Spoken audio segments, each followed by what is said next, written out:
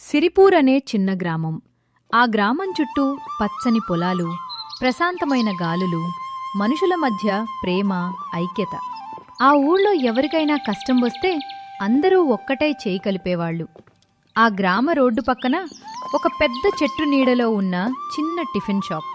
అక్కడ్నుంచి వచ్చే వంటల వాసన పిల్లల నుంచి పెద్దల వరకు అందరికీ ఆకలిని గుర్తు చేస్తుంది. ఆ టిఫిన్ షాప్ ఎవరిదో తెలుసా? మన వాసుదే.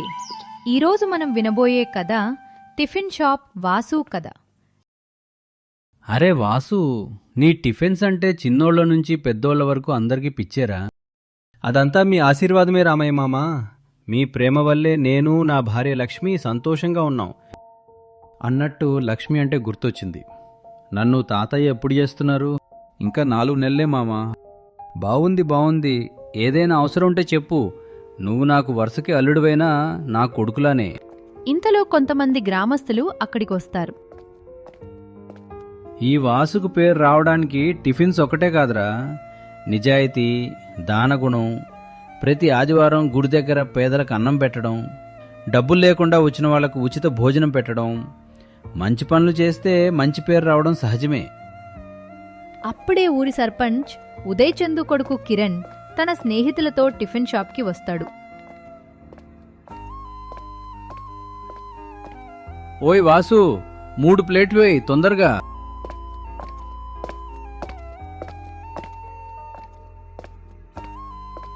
కిరణ్ తన స్నేహితులు తిని వెళ్లేటప్పుడు, డబ్బులెంతే? అరే పిచ్చోడా, ఇది మా ఊరు, మా నాన్నే సర్పంచ్. వాసు తల వంచుకుంటాడు. వాళ్ళు నవ్వుతూ వెళ్ళిపోతారు. ఇంకా ఎన్ని రోజులు వదిలేస్తావురా? తిన్నవాటికి డబ్బులు అడగాలి. వాడు సర్పంచ్ ఉదయ్ చంద్ కొడుకు మామ. టిఫిన్ డబ్బులు అడిగితే వెంటనే గొడవ మొదలు పెడతాడు.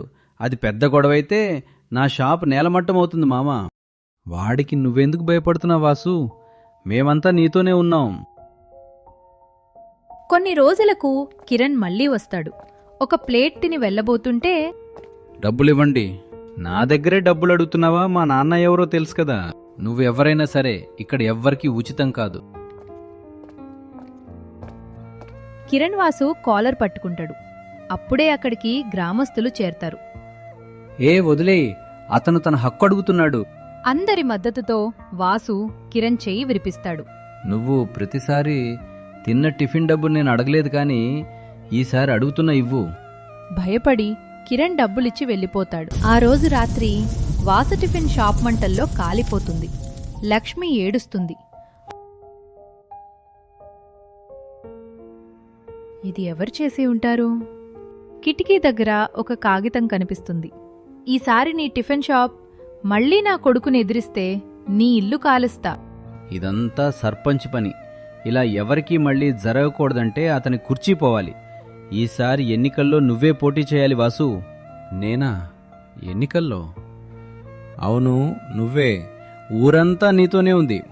నీ నిజాయితీ మీద ప్రజలకు నమ్మకం ఉంది. ఎన్నికల్లో అంటే చిన్న విషయం కాదు కదా మామ. ఆలోచించి చెప్తా.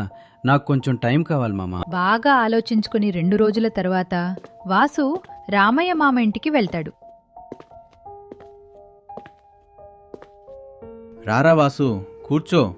నీకోసమే ఆలోచిస్తున్నా. ఇంకా ఎన్నికల కోసం ఏ విషయం చెప్పలేదు. మనలాంటి వారి కోసం, ఊరి భవిష్యత్తు కోసం నేను ఎన్నికల్లో నిలబడాలి అనుకుంటున్నాను రామయ్య మామ. నేను కూడా ఆ మాట కోసమే ఎదురు చూస్తున్న వాసు. వాసు నమ్మింది ప్రజల ప్రేమను. వాళ్ల కోసం రాత్రింబవళ్లు తిరిగి సమస్యలు విని మార్పు కోసం పోరాడాడు. కాని ఎన్నికల ముందు రాత్రి డబ్బు సంచులు తలుపులు తట్టాయి. పేదరికం బలహీనతగా మారింది. ఆశలు అమ్ముడయ్యాయి. కొంతమంది చేతుల్లో నోట్లు పెట్టి మాటలిచ్చి ఓట్లు కొనేశారు. ఫలితాలు వచ్చినప్పుడు వాసు ఓడిపోయాడు. అది అతని ఓటమి కాదు, నిజాయితీని డబ్బుతో ముంచిన మోసపు గెలుపు. వాసు కన్నీళ్లు దాచుకున్న హృదయంలో ఒక నమ్మకం నిలిచింది. డబ్బుతో కొన్న ఓట్లు ఒకరోజు మర్చిపోతాయి, కాని నిజం కోసం చేసిన పోరాటం ఎప్పటికీ నిలిచిపోతుంది. వాసు, నీకు ఒక మాట చెప్పాలరా. మనసు అమ్ముకుంటే ఓటు విలువ ఏముంటుందిరా?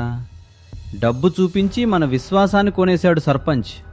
ఊరి భవిష్యత్తు కోసం ముందు నిలబడాల్సిన నేను నకిలీ ఓటు వేసి అదే ఊరి భవిష్యత్తుకే మోసం చేశాను. ఆ పాపంలో నా చేతి ముద్ర కూడా ఉంది వాసు. ఈ తప్పు భారాన్ని నా ప్రాణం ఉన్నంత వరకు మర్చిపోలేను. ఇంకా మౌనం ఉండలేను. ఈ డబ్బుల ఓట్లు, నకిలీ ఓట్ల బాగోతాన్ని ఆధారాలతో పోలీసులకు ఫిర్యాదు చేస్తాను. నిజం గెలవాలి.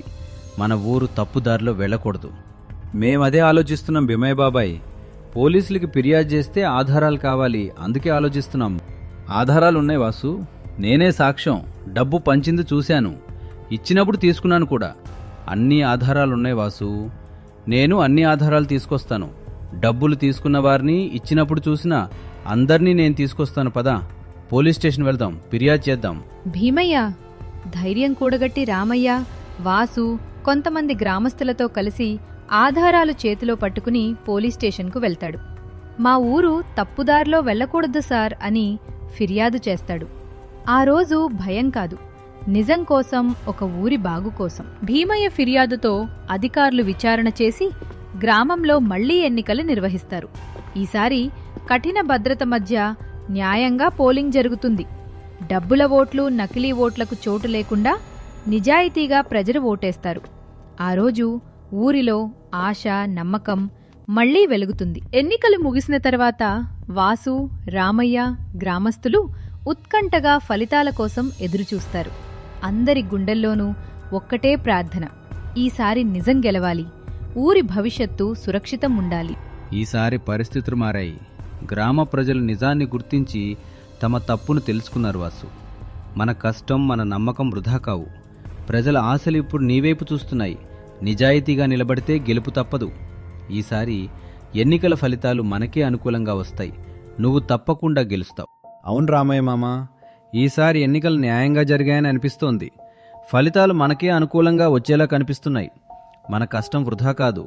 గ్రామం మన మీద నమ్మకం పెట్టుకుంది. గెలిచిన తర్వాత కలిసి పనిచేసి మన గ్రామాన్ని సస్యశ్యామలంగా అభివృద్ధి దారిలో నడిపిద్దాం రామయ్య మామ. ఫలితాల కోసం ఆతృతగా ఎదురుచూస్తున్న గ్రామస్తుల ముందుకు ఎన్నికల అధికారి వచ్చారు. ఆయన నెమ్మదిగా ఫలితాలను ప్రకటించారు. మొదటి అభ్యర్థి ఉదయచంద్కు మొత్తం 120 ఓట్లు వచ్చాయి. రెండవ అభ్యర్థి వాసుకు మొత్తం 1500 ఓట్లు వచ్చాయి. మొత్తానికి గెలిచిన అభ్యర్థి వాసు అని ప్రకటించారు. ఆ క్షణంలో అందరి ఆశలు, భయాలు అన్నీ ఆ క్షణంలో ఆనందంలో కలిసిపోయాయి. ప్రజల తీర్పు తెలిసిన వెంటనే గ్రామ భవిష్యత్తు కొత్త దారిలోకి అడుగుపెట్టింది. మొత్తానికి గర్వం, అధికార తలపొగరుతో విర్రవీగిన ఉదయచందుకు నిజం అర్థమైంది. తన కొడుకు కిరణ్కి కూడా తగిన పాఠం వచ్చింది. ఓటు చాలా విలువైనది. దాన్ని ఎప్పుడూ సరైన విధంగా ఉపయోగించాలి. డబ్బులు, ప్రలోభాలు, బహుమతులు, తాగుడు కోసం ఓటు వేసి న్యాయం కోరితే అది ఎన్నటికీ జరగదు. మన టిఫిన్ షాప్ వాసు కథ మీకు నచ్చిందని ఆశిస్తున్నాను. నచ్చితే లైక్, షేర్, సబ్స్క్రైబ్ చేయండి. ధన్యవాదాలు.